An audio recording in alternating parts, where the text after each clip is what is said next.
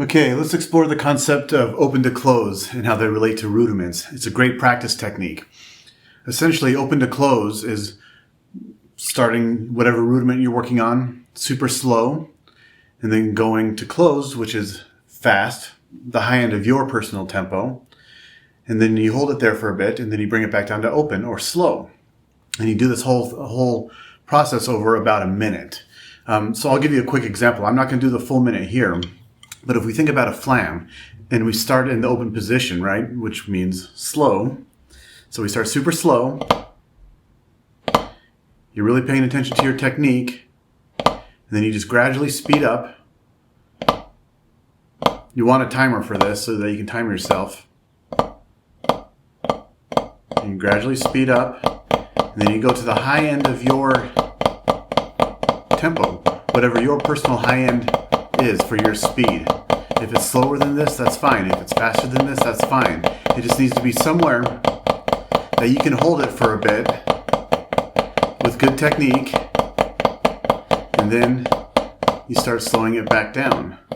Notice how my strokes are getting higher when I slow down. Okay? So you want to do that over a full minute. Eventually your high end is going to get faster, but that's fine. It doesn't matter where it is now. So be sure and check out the Percussive Art Society webpage because there is a page dedicated to doing just the rudiments open to close, and they have recordings on there so that you can play along with the recordings. The recordings are also on SoundCloud if you want to follow them there.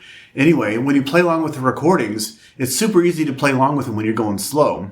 But as they speed it up, they may get a little faster than what your ability is, but that's okay. Just hold your high tempo, and then eventually they'll slow down, and then you line up with them again, and then you can slow back down, okay? So let's think about it from a single stroke perspective.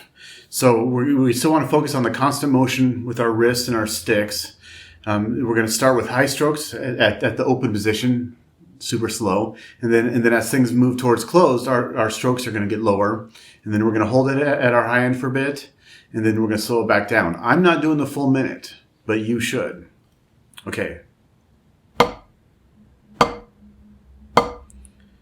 Notice you can hear the sticks ring because we're holding them super loose.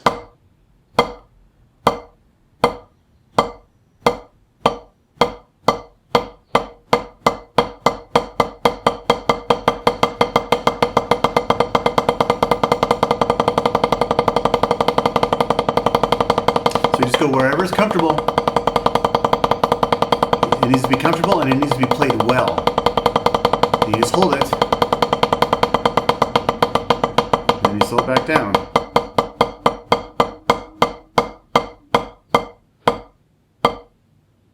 So you have your timer set and you're watching your timer. You want to take about 25 seconds to go from slow to your max speed, and then you want to hold it for 5-10 seconds or whatever. And then take the rest of the time to slow it back down. You can adjust your timing within that. That's just a general guideline that this does need to happen over the length of a minute, and you do need to have some focus time where you're just at your top speed.